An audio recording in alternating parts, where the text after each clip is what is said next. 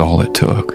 People say grief feels heavy, but for Daniel, grief felt louder than any party he had ever attended.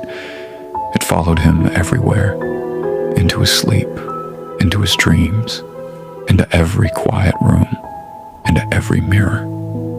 He stopped going out, stopped drinking, stopped answering invitations. The same friends who once filled his car with laughter disappeared.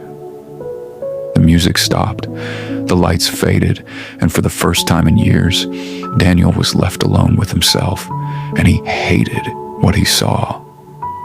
Months passed, then years. The money slowly disappeared. Medical bills, legal battles, recovery, but Daniel didn't care.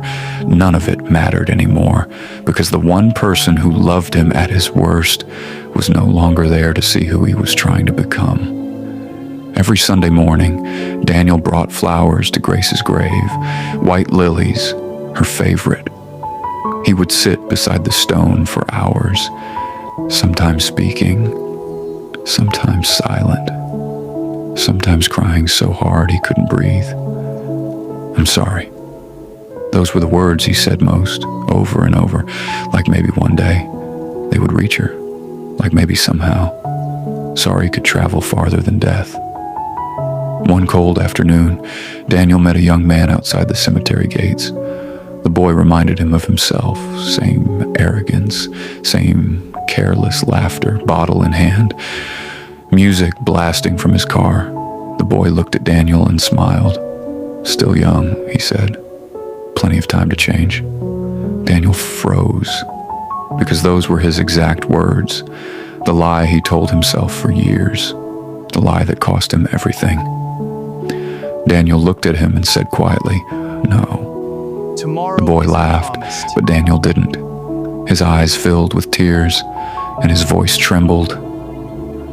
"Tomorrow isn't promised." The boy's smile faded.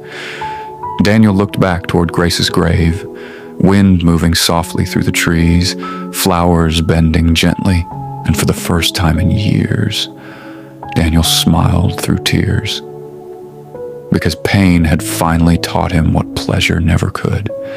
That freedom without wisdom becomes destruction, that choices always leave fingerprints, that the people who truly love you are never guaranteed to stay long enough for your apology, and that the most dangerous words a person can ever say are, "I'll change tomorrow," because sometimes tomorrow never comes, and sometimes when it does,